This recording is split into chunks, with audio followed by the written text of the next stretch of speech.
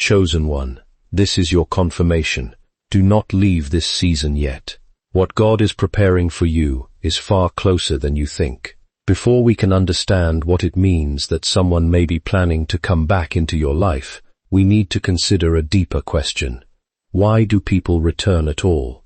On the surface, the answer seems obvious. We assume they return because they miss us, because they finally recognize our value, or because they have changed. Sometimes those things are true, but human behavior is rarely as simple as it appears. The heart is a complicated place, and people are not always fully aware of the motives driving their own decisions. One of the great mistakes we make is assuming that a person's return automatically proves their transformation. Yet longing and transformation are not the same thing. Regret and growth are not the same thing. Missing someone is not evidence that a person has become wiser. In fact, many people return because they are experiencing the discomfort of loss, not because they have genuinely confronted the reasons the relationship failed in the first place.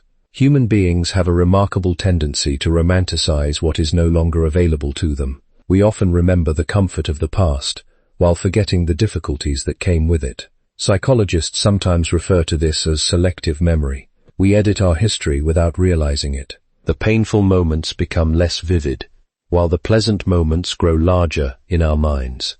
What was once ordinary suddenly appears precious simply because it is gone. This tendency does not only affect the person who left, it can affect the person who was left behind as well. When someone from the past reappears, it is easy to interpret their return as proof that everything has changed. We may imagine that the story is finally coming full circle. We may believe that the pain was merely a temporary interruption before the happy ending. But wisdom requires us to pause before embracing that conclusion.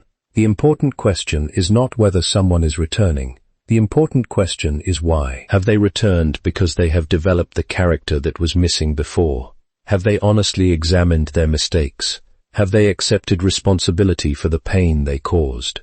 Or are they simply responding to loneliness, uncertainty, disappointment, or the realization that life without you was not as satisfying as they expected? These questions matter because motives determine outcomes.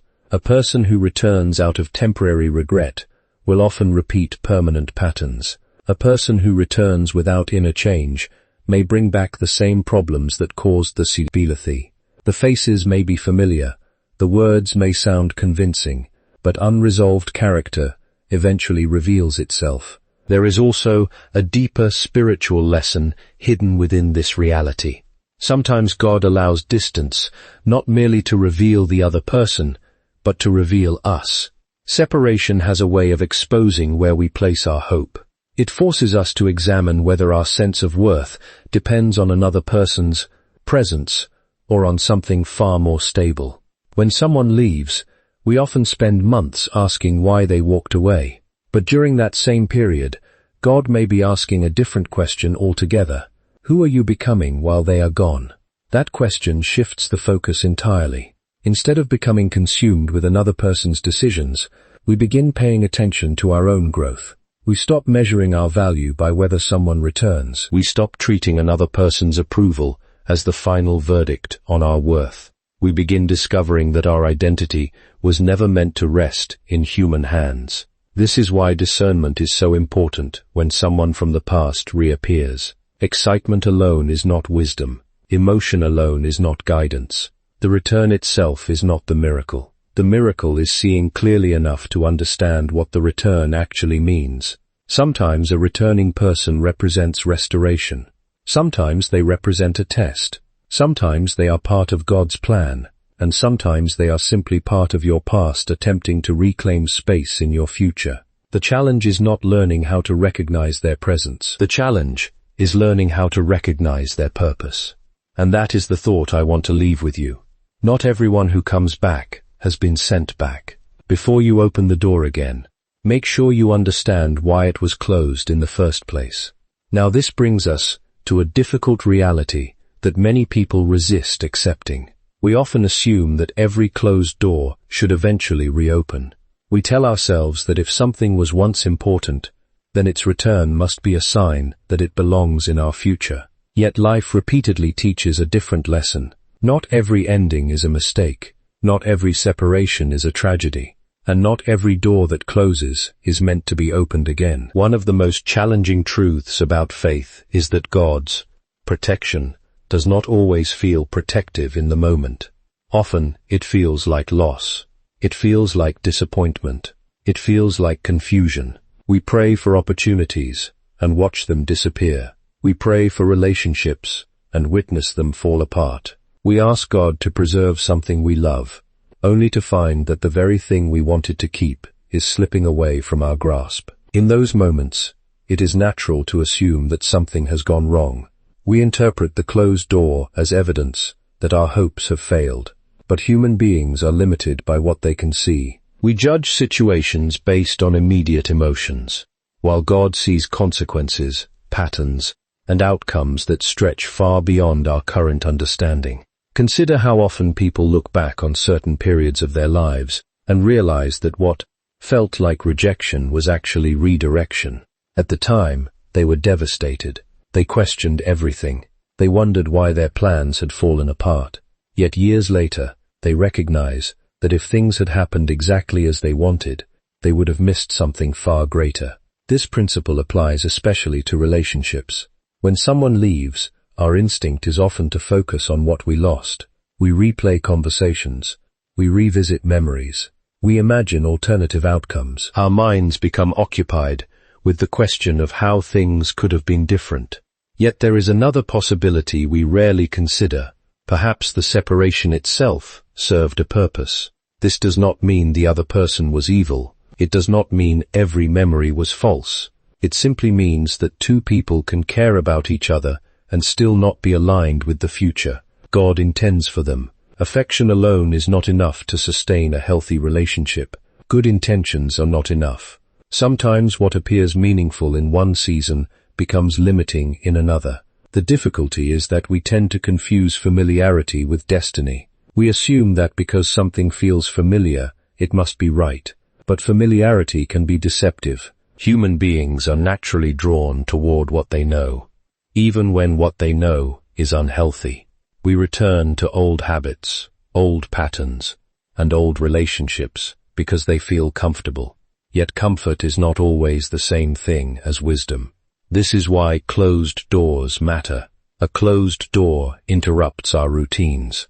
It forces us out of familiar territory. It prevents us from continuing along a path that may no longer be serving our growth. What initially feels restrictive may actually be creating space for transformation.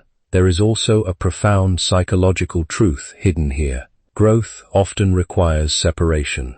We cannot become a new person while clinging to every part of our old life. Change demands that certain chapters end. Certain identities must be released. Certain attachments must loosen their grip on us. Imagine trying to climb a mountain while refusing to let go of everything you carried at the bottom. Eventually, the weight becomes unbearable. Progress requires surrender. The same principle applies to our spiritual lives. God sometimes closes doors because the person we are becoming cannot fit through them. The challenge is learning to trust this process, even when we do not understand it. Faith is not merely believing when circumstances make sense. Faith is trusting that there is purpose, even when clarity has not yet arrived. It is believing that God's vision is wider than our own. And so when someone from the past begins moving back toward your life, do not immediately assume that the closed door was a mistake.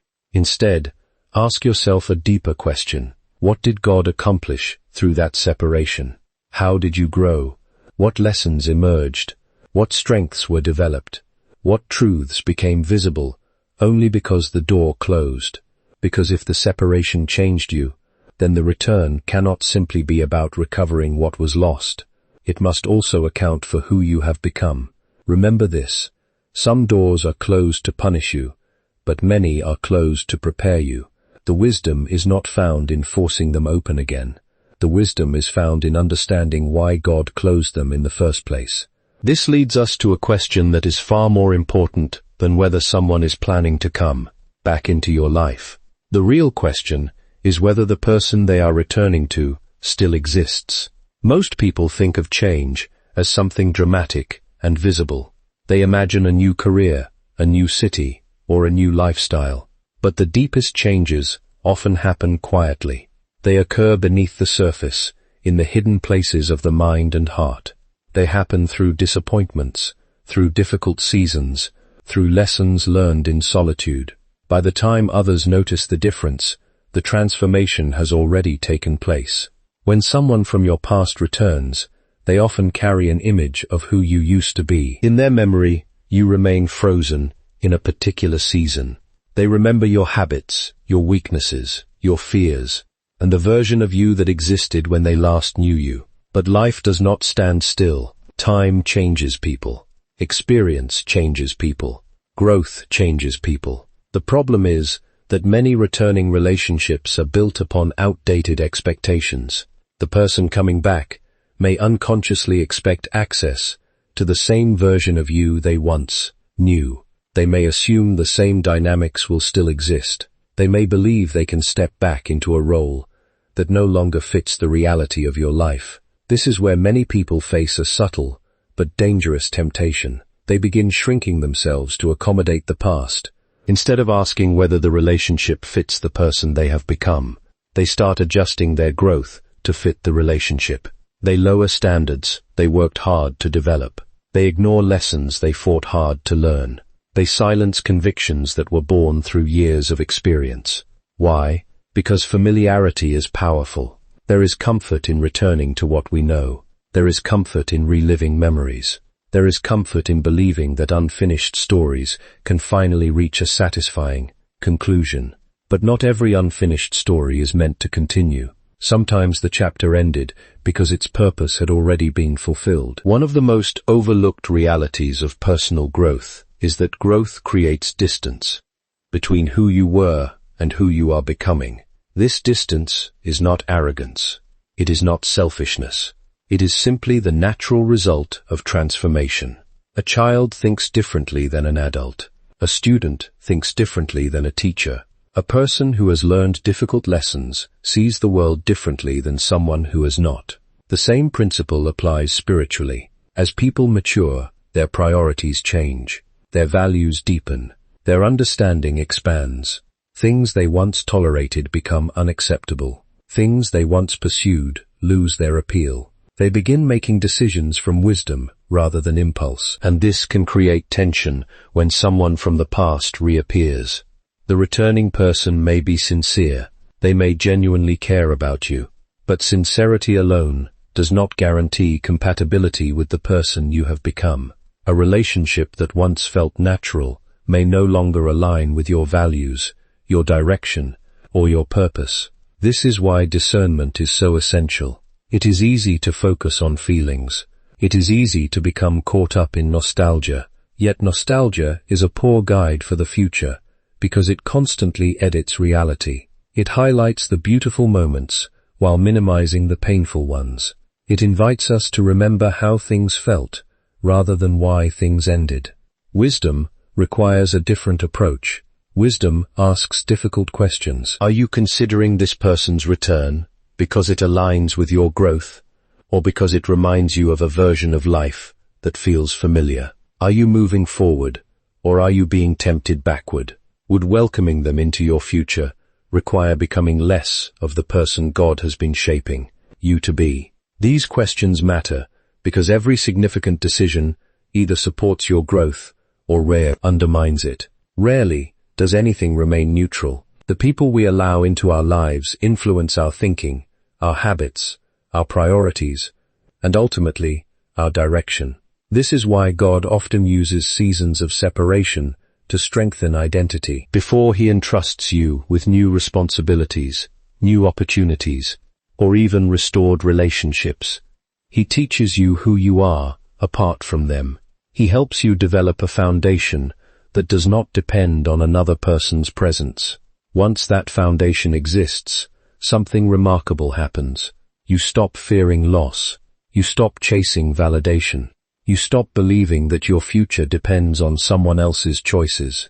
Instead, You begin making decisions from a place of clarity rather than desperation. And perhaps that is the greatest test when someone returns. The question is not whether they still want a place in your life. The question is whether welcoming them back would honor the person God has been transforming you into. Because growth is valuable, but only if you refuse to abandon it. Never trade the wisdom you gained in the wilderness for the comfort of returning to a place you have already outgrown. And once you begin to understand that, your perspective starts to change. The conversation is no longer centered on who is coming back. It becomes centered on what God is building. This shift is crucial because many people spend so much time watching the past that they fail to recognize the future taking shape right in front of them. When someone returns, it naturally captures our attention. Human beings are storytellers by nature, and we are drawn to the idea of resolution. We want loose ends tied together. We want explanations for old wounds. We want the satisfaction of seeing a chapter that ended painfully, somehow redeemed. There is nothing wrong with that desire. In many ways, it reflects our deeper longing for meaning and restoration. But sometimes God answers that longing in a way we do not expect. We often pray for restoration when God is preparing transformation. We ask Him to rebuild what was lost, while He is preparing to create something entirely new. The difficulty is that transformation rarely looks as comforting as restoration. Restoration allows us to return to what is familiar. Transformation requires us to step into what is unfamiliar. That is why many people miss God's greater work. They become so focused on recovering yesterday that they overlook the possibilities of tomorrow. Think about how often this pattern appears throughout life. A person loses an opportunity they desperately wanted. For months or years, they grieve what could have been.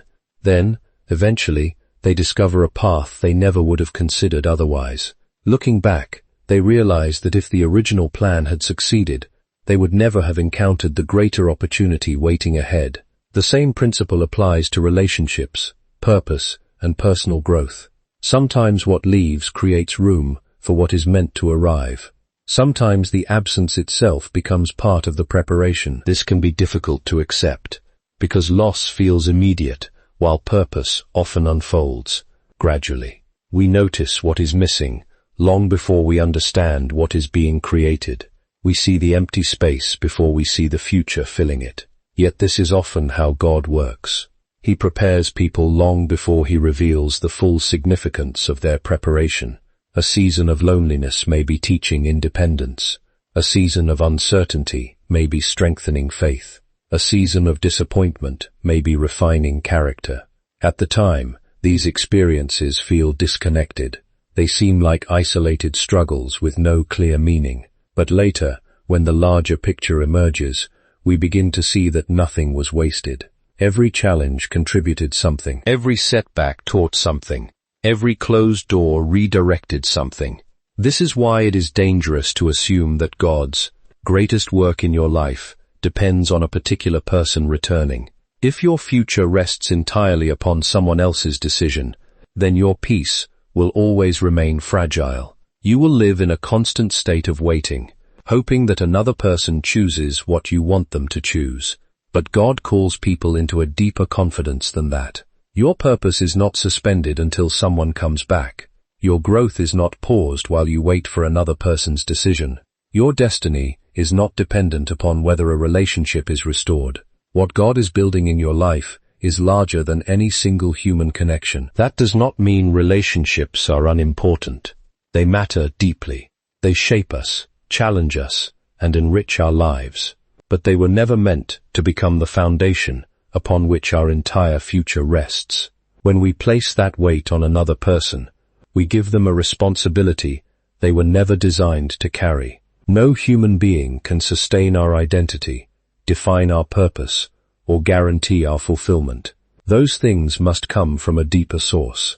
This realization creates freedom. It frees you from obsessing over what someone else is planning. It frees you from interpreting every message, every sign, and every possibility as if your future depends on it. It frees you to continue moving forward, trusting that God's plan is active, whether someone returns or not. And ironically, this is often the moment when true discernment becomes possible. When you stop needing a particular outcome, you can finally evaluate it clearly. You can see opportunities for what they are, rather than what you desperately want them to be. So if someone is planning to come back, do not make the mistake of believing that their return is automatically the greatest thing God has in store for you. It may be part of the story, or it may simply be a chapter within a much larger narrative. Because God's plans are rarely limited to what you can currently imagine. He is not merely trying to restore your past. He is preparing a future that your past could never have produced. And that is the truth worth remembering. The greatest blessing is not always the thing you lost and regained. Sometimes it is the person you became while learning to live without it. At this point, a natural question begins to emerge. If someone is planning to come back, and if God may be doing something greater, how do you know what to do? How do you distinguish between a genuine opportunity and a distraction? How do you recognize whether a returning person belongs in your future or whether they are simply a reminder of your past? The answer begins with understanding the difference between urgency and wisdom. One of the most common characteristics of emotionally driven decisions is that they demand immediate action. Fear tells you that if you do not decide now, you will lose your chance forever. Anxiety insists that every moment of hesitation is dangerous. Nostalgia whispers that you must act before the feeling disappears.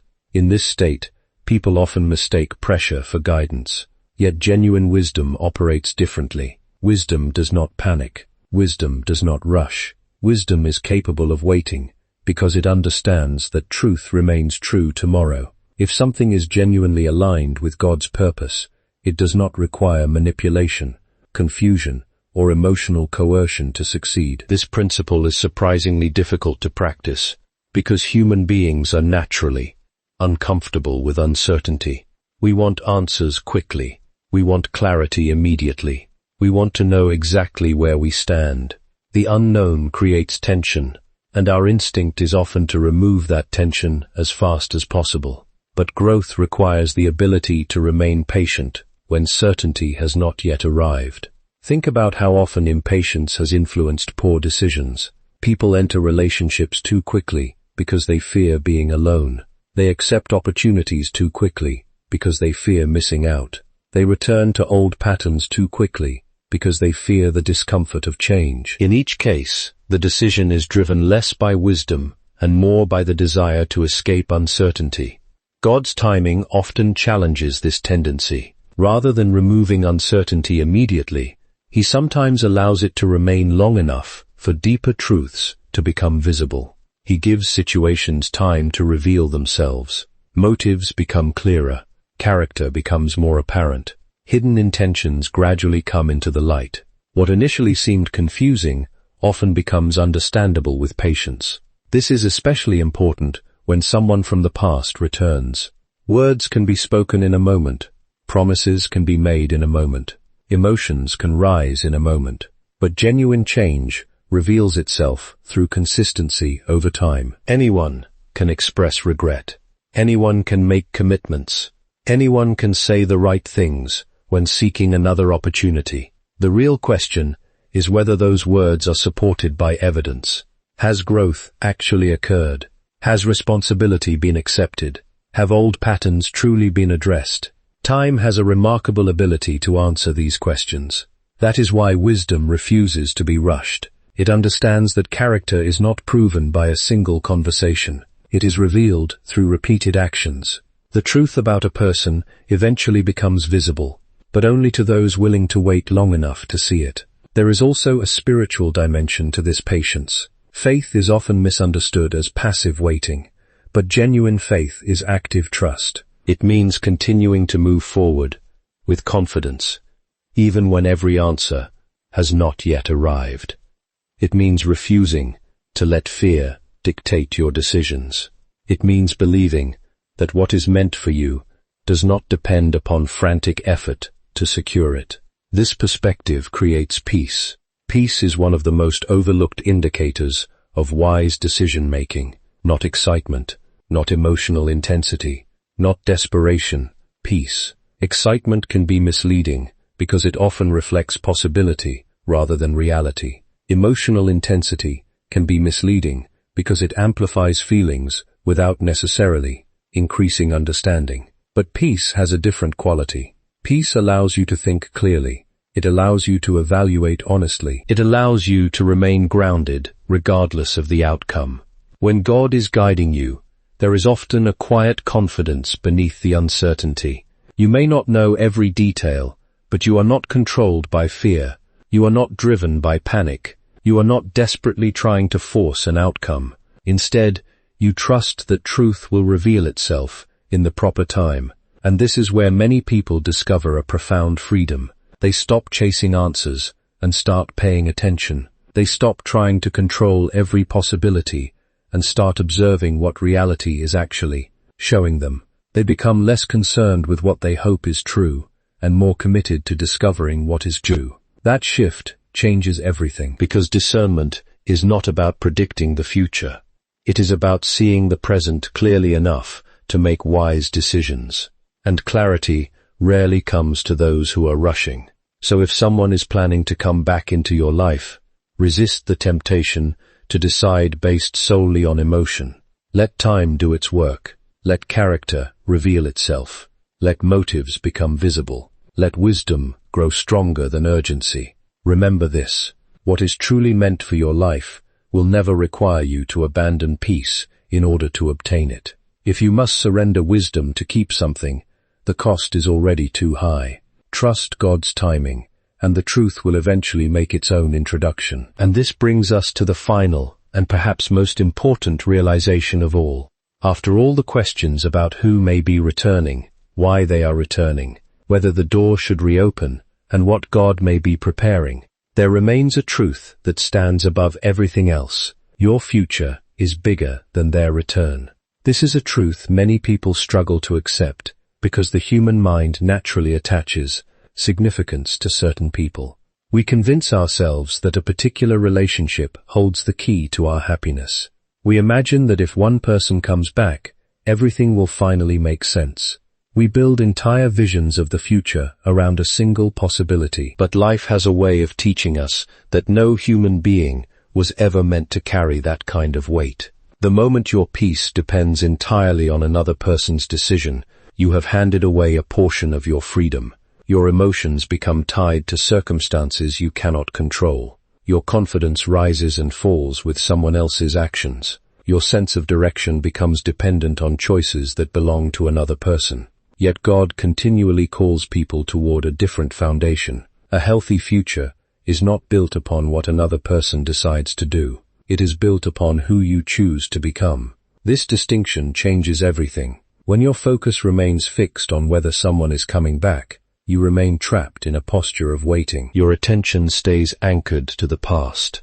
Your energy becomes consumed by possibilities, predictions, and unanswered questions. But when your focus shifts toward growth, purpose, and faithfulness, something remarkable happens.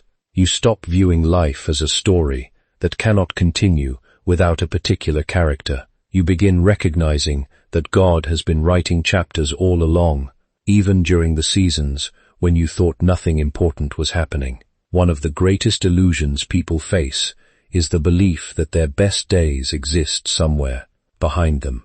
They look backward with longing. They compare every new opportunity to an old memory. They assume that what was lost represented the highest point of their story. Yet history rarely supports that conclusion. Again and again, people discover that what seemed like an ending was actually a beginning.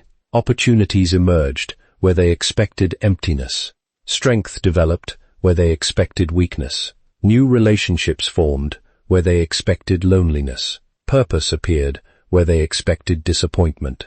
The reason this happens is simple. God is not limited by what has already occurred. Human beings often think in terms of replacement. If something valuable is lost, we search for a way to recover it. But God often works through creation rather than replacement. He is not merely interested in restoring what was. He is capable of bringing forth possibilities that never existed before. That means your future cannot be measured solely by what returns to you. Perhaps this person will come back. Perhaps they will not. Perhaps reconciliation will occur. Perhaps an entirely different path will unfold. But regardless of the outcome, the most important part of the story remains unchanged. Your purpose continues. Your growth continues. Your calling continues. The plans God has for your life do not stop moving because another person changed direction. The opportunities prepared for you do not disappear because someone walked away. The lessons you learned, the wisdom you gained, the strength you developed, none of these things lose their value simply because circumstances shifted. In fact, they may become the very tools that prepare you for what comes next. This is why mature faith ultimately leads to freedom. It frees you from the belief that one person determines your destiny. It frees you from the fear that a closed door has ruined your future. It frees you from the exhausting burden of trying to control outcomes that were never yours to control. Instead, you learn to trust. You trust that if someone belongs in your future, God is capable of making that clear. You trust that if a door is meant to remain closed, there is wisdom in that closure. You trust that even when life unfolds differently than expected, purpose remains intact. And perhaps most importantly, you trust that God's vision for your life extends beyond what you can currently see. So as we conclude, remember this. Someone may be planning to come back into your life, but that is not the most important question. The most important question is whether you are continuing to move toward the future God is calling you to embrace. Because at the end of the day, your story was never meant to be defined by who left, who stayed, or who returned. It is defined by the person you become and the purpose you choose to pursue. And here is the truth worth carrying with you long after this message ends.